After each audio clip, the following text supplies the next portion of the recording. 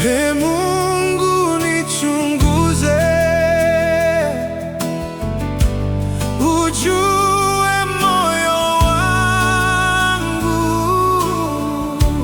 Ee Mungu nichunguze, ujue moyo wangu. Habari za asubuhi mpenzi msikilizaji wa Nuru House Channel. Ninakukaribisha tena wakati huu wa asubuhi kwa dakika chache tuweze kusikiliza neno la Mungu.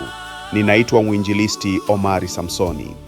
Fungu linalotuongoza kwenye series hii linatoka katika kitabu cha Mithali 20 fungu la 6, linasema: watu wengi watangaza kila mtu wema wake mwenyewe, bali mtu mwaminifu ni nani awezaye kumpata? Leo tunaingia kwenye somo zito sana, somo ambalo linaumiza moyo wa Mungu. Kifo cha uaminifu. Waumini na viongozi hawapendani. Mahali ambapo palipaswa kujazwa upendo, leo pamejaa migawanyiko. Mahali ambapo watu walipaswa kusameheana, leo watu wanachukiana kimya kimya. Kanisa ambalo lilipaswa kuwa sehemu ya umoja, upendo, faraja na amani, leo mara nyingine limejaa wivu, makundi kusingiziana, mashindano na vita vya kimya kimya. Waumini hawaaminiani tena. Viongozi hawaelewani tena.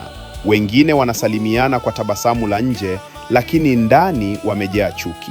Na jambo la kuogopesha zaidi, haya yote yanatokea ndani ya nyumba ya Mungu. Leo kuna waumini wanaangushana kwa maneno, wanaharibu majina ya wenzao kwa siri, wanatafuta makosa ya wengine kuliko kuwaombea. Kuna viongozi wanaopigania nafasi kuliko wokovu wa watu. Wengine hawawezi kuona mwingine akibarikiwa. Akisimama kuhubiri vizuri, wanaumia. Akifanikiwa kwenye huduma, wanaanza kumsema vibaya. Shetani ameleta roho ya mashindano ndani ya kanisa. Leo baadhi ya makanisa yamejaa siasa za ndani, makundi ya siri, migawanyiko na vita vya madaraka. Watu wanaimba pamoja, lakini mioyo yao iko mbali. Wengine wanahubiri madhabahuni, lakini nyuma wanawachukia wenzao. Wengine wanaonekana watakatifu mbele za watu, lakini ndani wamejaa wivu na kiburi.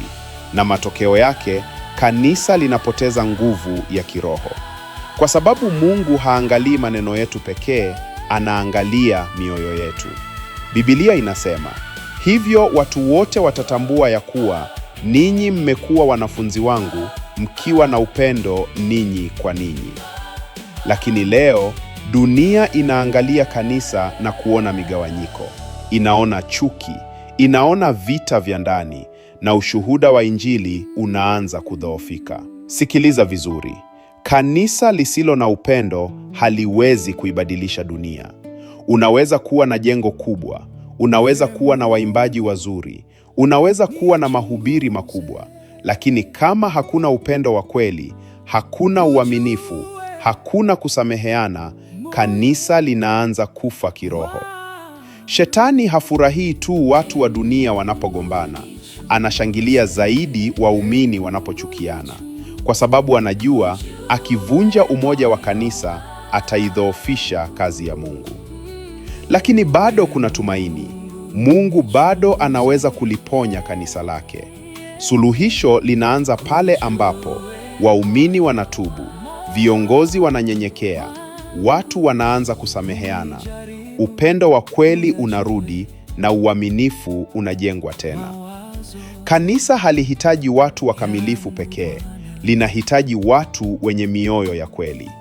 Tukijifunza kupendana, kusaidiana, kusema kweli na kuombeana, kanisa litakuwa nuru tena kwa dunia. Tuombe. Bwana Mungu wetu, samehe migawanyiko iliyopo ndani ya makanisa yetu. Ondoa roho ya wivu, mashindano, kiburi na chuki. Tufundishe kupendana kama ulivyotupenda.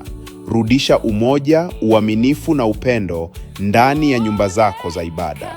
Katika jina la Yesu, amina.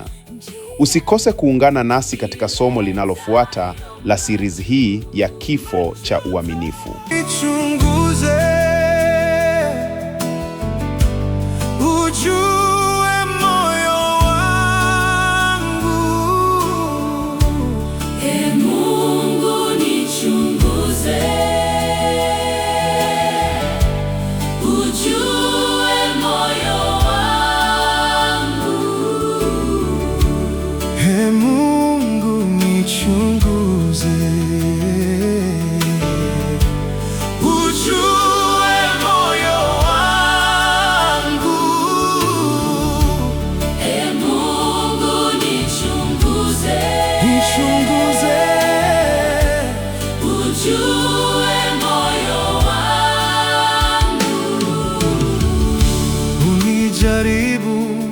uyajue mawazo yangu Bwana.